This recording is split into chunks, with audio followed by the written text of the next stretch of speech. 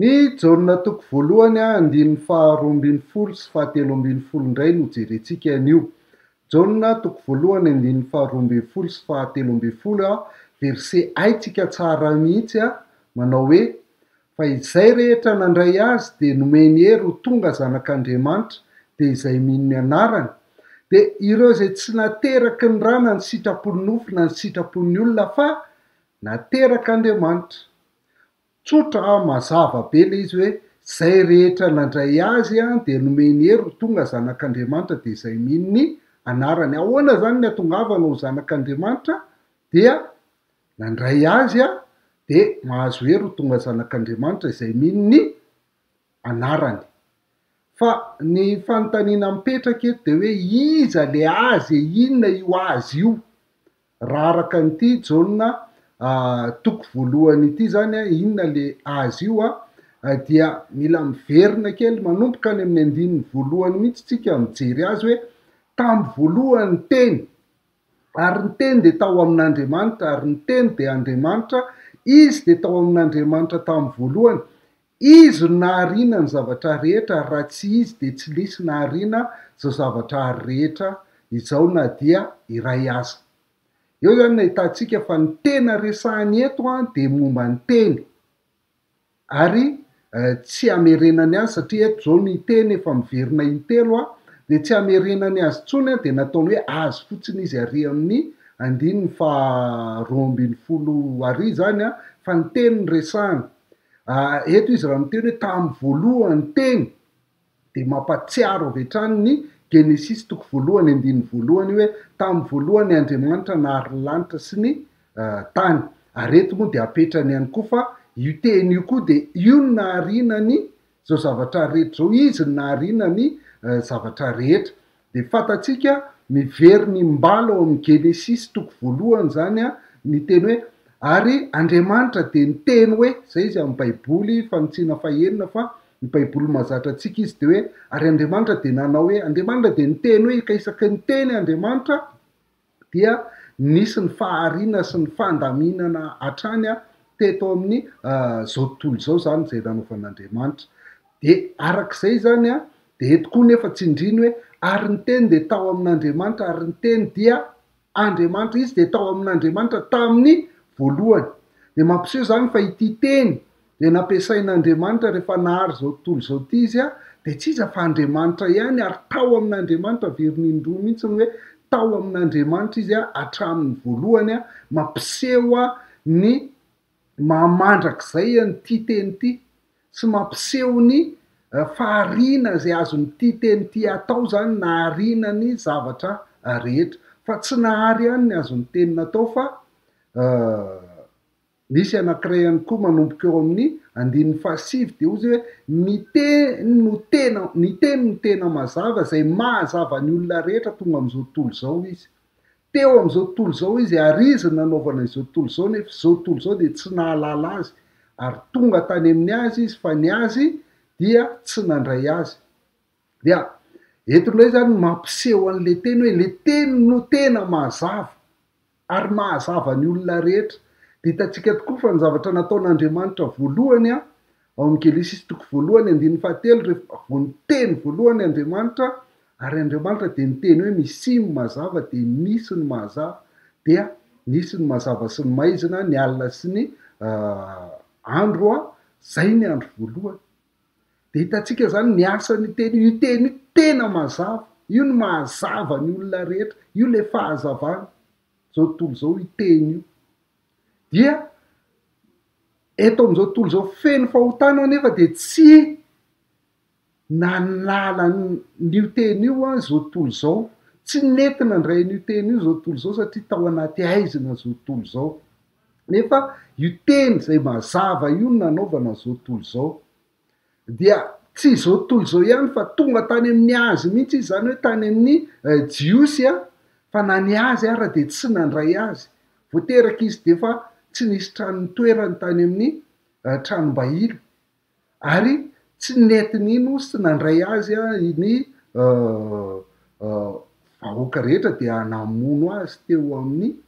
hazo fijaliana. Zay zany lay teny, lay mazava izay le nyrasahany zay le tsy mety raisin'zao tontolo zao mandraky tiany eny androany de tsy raisin'zao tontolo zao na betsaka ary zao tontolo zao mandeha miangony isan-kalahy dia betsaka ny tsy mandray an'le teny de tonga any amin'ny azy ary izy de tsy mandray an'lay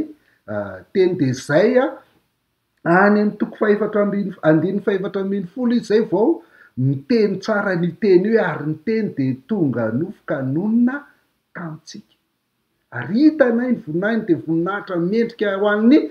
lay tokana avy amin'ny ray sady feno fahasoavana sy fahamarinana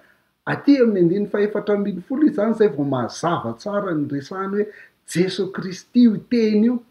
Jeso Kristy io mazava io fa ny andiny faharoa ambiny folo de mbola tsy resahany zay fa ozy fotsiny hoe fa izay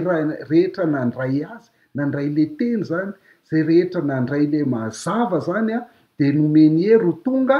zanak'Andriamanitra zay zany le izy teny no resahany voalohany amin'ny andiny voalohany mazava ny resahany manomboka eo amin'ny andiny fahasivy ary andiny faefatra ambiny folo izy zay vao miresaka ny Jeso Kristy satria tena ilaina le teny ary izay ny namerenany azy hoe nandray azy de avy eo zay vao azavainy tsara hoe mino ny anarany dia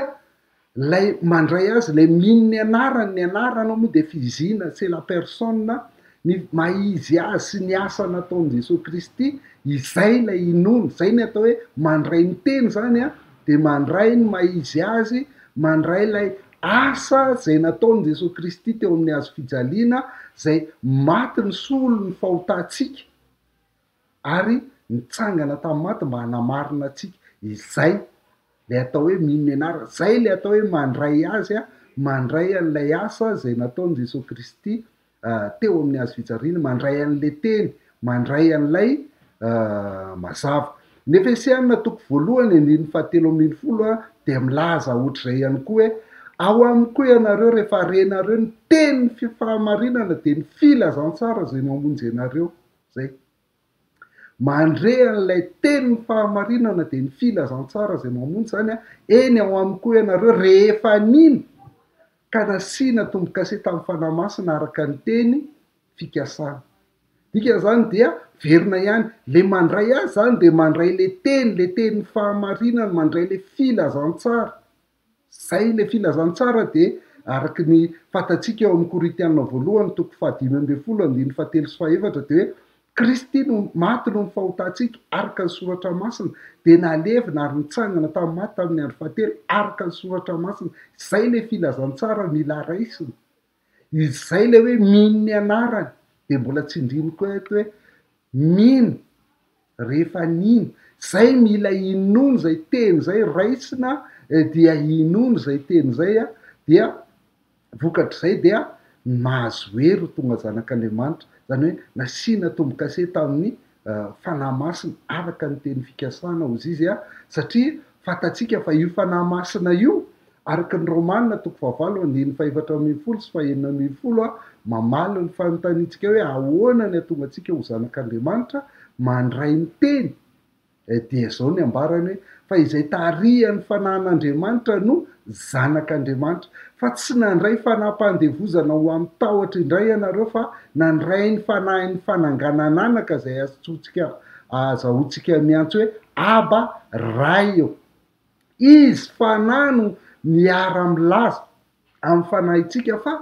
zanak'Andriamanitra isika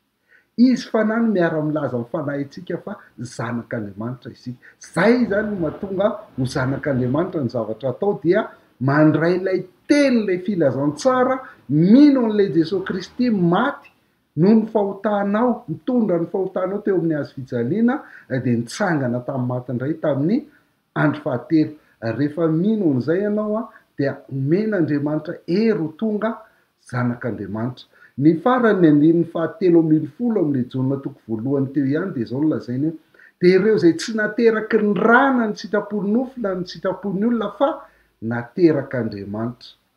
ilany mikan'izany ny andiny faharoa ambiny folo haitsika tsara fa ny andiny fahatelo ambiny folo de matetika adinitsika ary tsy azontsika ny ty lazainy ndikany hoe tsy nateraky ny ra de zao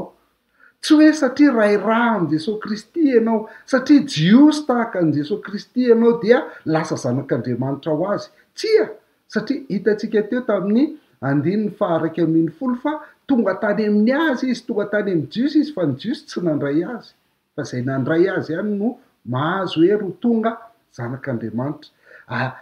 Ny nateraky ny raha zany de tsy hoe satria ray firazanana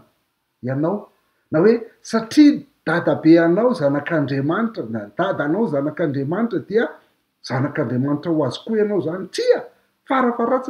farafatsara ny zafikelyn'Andriamanitra ianao, nefa Andriamanitra tsy manan-jafikely fa na ianao zanany na ianao tsy zanany. Zay zany ny voalohany, tsy miankina am' ray aman-dreninao zany dikany hoe nateraky ny raha, ary tsy nateraky ny sitrapony nofo, zany hoe tsy miankina aminao ihany ko io, tsy miankina aminao, am'maha ianao voafetra, am'maha ianao mpanota, de tsy miankina aminao ny sitraponao, de tsy afaka ny fidy no aterak'Andriamanitra. Izay le sary filazantsika gasy MNB azy hoe izay le paoma amin'io hoe raha zanaka koa ianao ve ny fidin'ny ray aman-dreninao, sa ny ray aman-dreninao no miteraka anao? Zay, kanefa rehefa nateraky ny ray aman-dreninao ianao de tianao zany, safidinao zany, satrinao hiaraka amin'ny ray aman-dreninao fa tsy hitady ray aman-dreny hafa na de ndraindray ara maniry an'izany ihany ianao. Izay lay nateraky ny ray aman-dreny zany, tsy safidiny zanaka no ateraky ny ray aman-dreny, fa rehefa nateraky ny ray aman-dreninao ianao dia tiavinao, tianao io ray aman-dreninao io satria io no niteraka anao, io nitaizanao, nikolokolanao. De ohatr'izay koa tsika amin'Andriamanitra, tsy tsika ianao ny fidy ho aterak'Andriamanitra, fa rehefa naterany tsika de tia azy, mino azy, matoky azy. Zay. Ny fahatelo de ozy koa hoe tsy nateraky ny sitrapon'ny olona, tsy miankina am' ray aman-dreninao ihany koa zany na ny olona zay mitory filazantsara aminao no mahatonga anao lasa zanak'Andriamanitra. Mitory fotsiny ny asan'ny mpitory filazantsara, fa tsy ireny no miteraka, fa Andriamanitra no miteraka. Zay lazainy eto hoe